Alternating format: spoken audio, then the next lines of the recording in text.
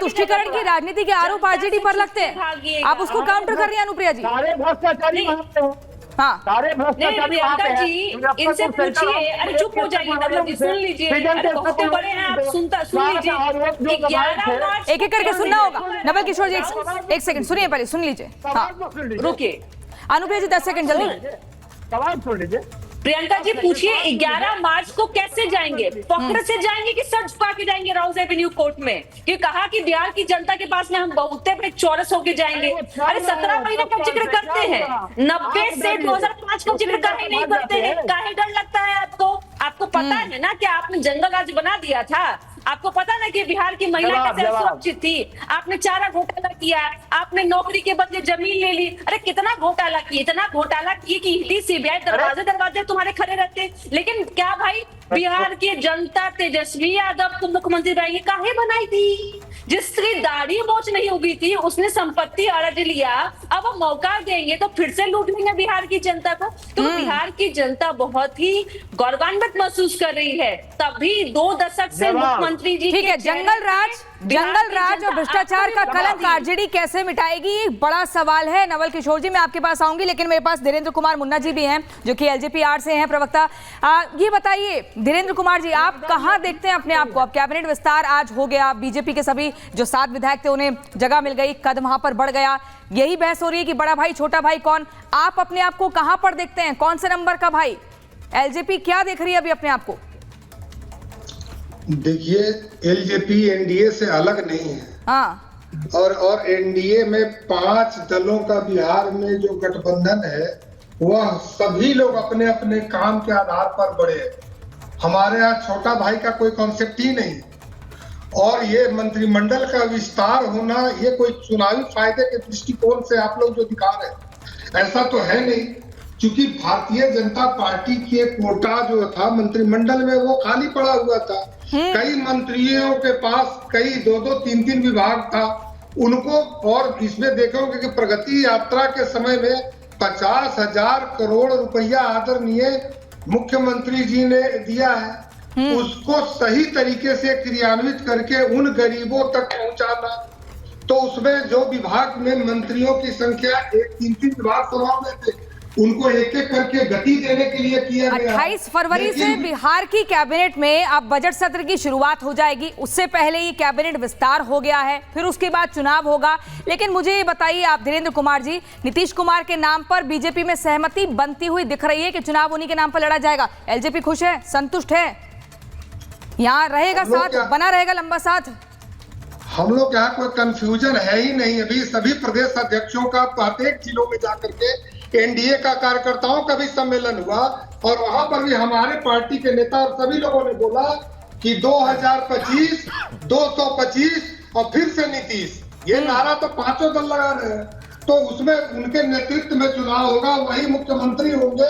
और पिछले 19 सालों से एनडीए लगातार विकास का काम कर रही है बिहार में। ठीक तो है, इसमें कहीं ठीक है। प्रोफेसर नवल किशोर जी आज ही बताइए, जैसे खबर आती है कि बिहार में आज कैबिनेट एक्सपेंशन होना है, उसके बाद से आरजेडी क्यों इतनी बचकाना हरकत कर रही थी कि रेजिग्नेशन लेटर जो बीजेपी के एक जिन्होंने मंत्री ने रेजिग्नेशन दिया, उनके रेजिग्नेशन लेटर में शब्दों की त्रुटियां ढूंढ रही थी आरजेडी।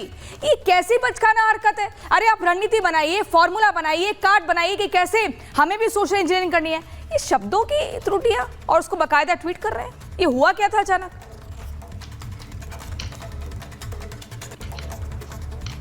कुंतल कृष्ण जी कुछ कहना चाह रहे हैं? जी कुंतल कृष्ण जी। प्रियंका जी देखिए, मैं एक बात स्पष्ट कर देना चाह रहा हूं। आप शुरू से डिबेट में एक बात उठा रही हैं, ये जो मंत्रिमंडल विस्तार हुआ है, भारतीय जनता पार्टी ने अपने कोटे के विभागों का मंत्रिमंडल विस्तार किया है। मंत्रिमंडल में एक संख्या होती है जो कि मैक्सिमम संख्या होती है। बिहार में वो 36 प्लस एक चीफ मिनिस्टर है। हमारे पास जो विभाग थे, हमने अपने विभागों को ही बांटा है। दूसरी बात, नवल जी बात कह रहे थे, मैं सिर्फ उनसे एक छोटी सी बात पूछना चाह रहा हूं। हाँ। इनके राष्ट्रीय अध्यक्ष बिहार के पूर्व मुख्यमंत्री लालू प्रसाद यादव जी चारा घोटाले में सजा याफ्ता हैं, भ्रष्टाचार के मामले में सजा याफ्ता हैं इनके राष्ट्रीय अध्यक्ष। अभी जो बेल पे जो लोग बाहर है उनकी बात तो छोड़ दें, सजा याफ्ता व्यक्ति इनके पार्टी के राष्ट्रीय अध्यक्ष हैं। और जंगल राज हमने नहीं कहा था, जंगल राज पटना हाई कोर्ट ने कहा था। नवल जी, जंगल राज पटना हाई कोर्ट ने कहा था। और लालू प्रसाद यादव जी और उनके परिवार ने आज तक अपने परिवार को छोड़ करके किसी के लिए कुछ नहीं किया है। कोई आरक्षण अगर लालू जी ने मांगा है आज तक तो अपने परिवार के लिए मांगा है, सत्ता में आरक्षण मांगा है और सिर्फ भ्रष्टाचार में आरक्षण मांगा है। बिहार में किसी एक आदमी के लिए लालू प्रसाद यादव ने कुछ नहीं किया है। नवल किशोर जी, गंभीर आरोप लग रहे हैं। बार बार ये बताया जा रहा है कि आरजेडी के ऊपर कितने सारे आरोप हैं, चाहे वो भ्रष्टाचार का, और हाईकोर्ट ने कहा था कि कितने बड़ी घोटाला हुआ है, नौकरी के नाम पर किया हो, पेशी पर पेशी होती रहती है। कैसे काउंटर कीजिएगा, क्या स्ट्रेटेजी बन रही है? नवल किशोर जी, कुछ ना तकनीकी दिक्कत हो रही है, मैं आऊंगी, लेकिन चंद्रमोहन शर्मा जी, आप एकदम तिरछी आंखों से देख रहे हैं, इधर उधर देख रहे हैं, लेकिन जरा ये बताइए सीधा फोकस करते हुए, क्या कर रहे हैं अब?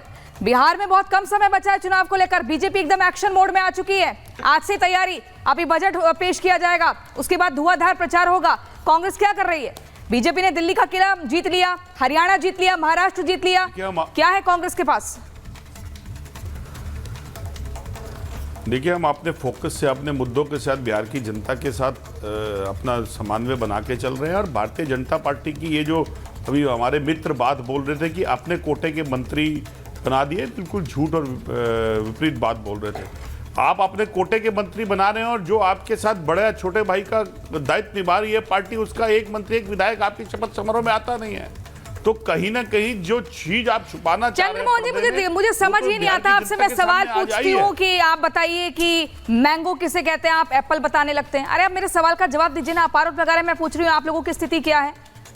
आप ये बता नहीं रहे, आप किस किस को, समाज के कौन कौन से तबके को साधने का प्रयास कर रहे हैं, क्या स्ट्रेटेजी चल रही है? आप उनके घर में झांकने लगते हैं, दूसरे की थाली में देखने लगते हैं कितना खाना है। अरे अपनी थाली को तो सजाइए। अब प्रियंका जी, आपका फोकस अपनी थाली को, तो मैंने बताया कि हम अपने मुद्दों के ऊपर जा रहे हैं, अपने मुद्दों के ऊपर जनता के सामने जा रहे हैं, लेकिन सरकार की उन नीतियों के, सरकार की उन त्रुटियों को तो हम सामने रखेंगे। सबसे बड़ी त्रुटि तो आज बाकी राज्यों में भी तो यही कर रहे हैं, कन्विंसिंग नहीं हो रही है। 7 महीने पहले करा गया, तो वो अगर उसकी जरूरत पहले थी तो मुख्यमंत्री और भारतीय जनता पार्टी सोई हुई थी।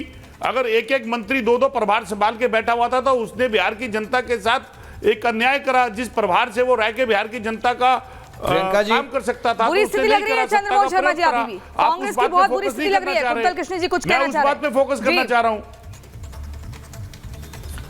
कुंतल कृष्ण जी, ऐसा लग रहा है कि अब एनडीए का जो सीधा फाइट है सिर्फ आरजेडी के साथ है, कांग्रेस आउट लग रही है। कुंतल किसे पूछे बिहार का कुपोषण कितना कम हुआ, बिहार के छात्र को कितना रोजगार मिला? प्रियंका जी, मुझे लगता है कि मेरे भाई चंद्रमोहन शर्मा जी का ताल्लुक बिहार के साथ नहीं है, वरना उनको ये बात पता होती कि इनके जो सहयोगी हैं राष्ट्रीय जनता दल, वो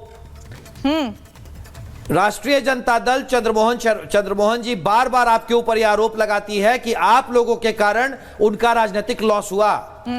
आप पहले अपना घर देख लें चंद्रमोहन जी, ये हमारे घर की बात है, हम तो बड़े आराम से हैं। अब बड़े आराम से आज कैबिनेट विस्तार हुआ है, महादेव का आशीर्वाद है। और आज महाशिवरात्रि के दिन कह रहा हूं, महाशिवरात्रि के दिन भी नीतीश और 2025 विधानसभा चुनाव के बाद भी नीतीश। लेकिन हम तो खुलेआम कह रहे हैं हमारे लाडले चीफ मिनिस्टर, बिल्कुल है लाडले।